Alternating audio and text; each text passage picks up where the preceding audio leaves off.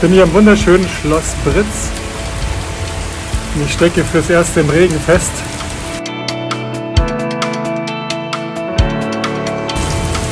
Als Jugendlicher war ich kein großer Leser.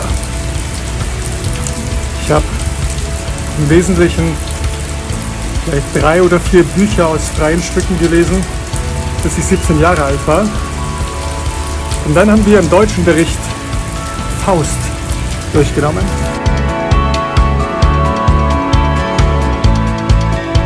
Das hat mich schon irgendwie fasziniert. Ich konnte gar nicht so richtig sagen, warum.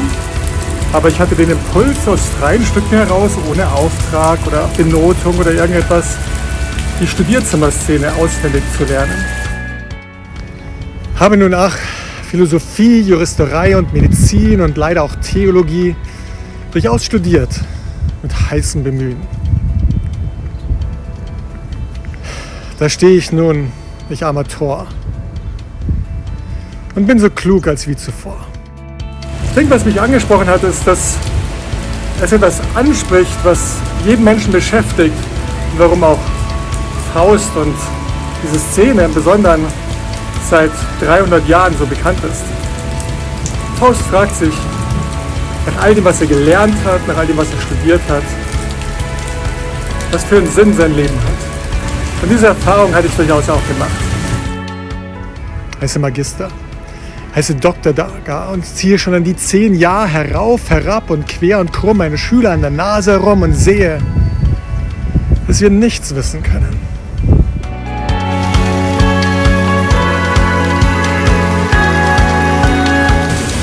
Ich hatte 12 Jahre Schulbildung hinter mir, Leistungssport gemacht, war erfolgreich damit. Ich hatte mich mit der Kirche beschäftigt, Konfirmation gemacht, bin dann wenig aus freien Stücken noch zur Kirche gegangen. Hatte mich aber mit Esoterik beschäftigt und verschiedenen Ideen und Philosophien. Das will mir schier das Herz verbrennen. So bin ich gescheiter als die Laffen, Doktoren, Magister, Schreiber und Pfaffen. Mich plagen weder Skrupel noch Zweifel, fürchte mich weder vor Hölle noch Teufel. Obgleich ist mir auch alle Freude entrissen.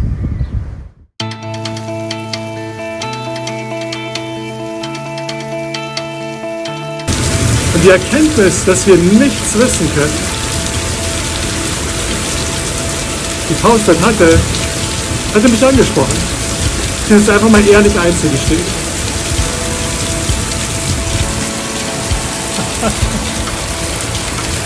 Es reißt dich ab, der Wettersturm. Bild mir nicht ein, was rechts zu wissen. Bild mir nicht ein, ich könnte was lehren, die Menschen zu bessern und zu bekehren. Auch habe ich weder Ruhm, noch Geld, noch Ehre und Herrlichkeit der Welt.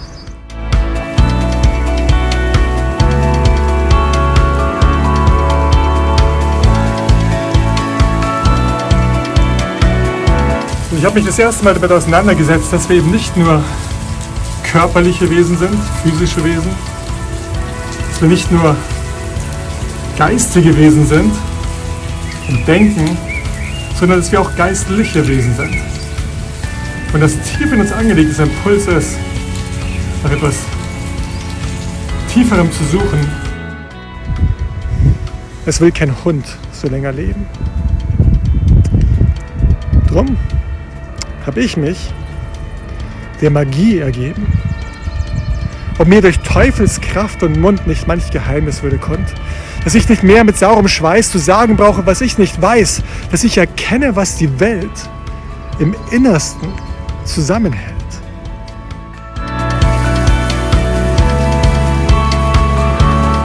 So wo landest du bei der Frage, was die Welt im Innersten zusammenhält?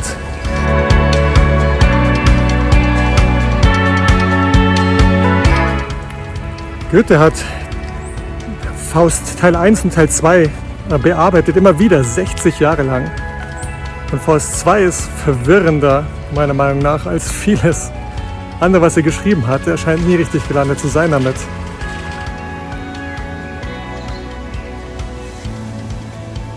Selbst als Christen wollen wir gerne die Geschichte so erzählen, dass wir angekommen sind, dass wir jetzt alles wissen. Aber wenn wir dann aufhören und denken, jetzt haben wir es kapiert, jetzt sind wir da, dann entwickeln wir uns nicht mehr weiter. Wo landest du bei dem Thema? Was hält die Welt im Innersten zusammen?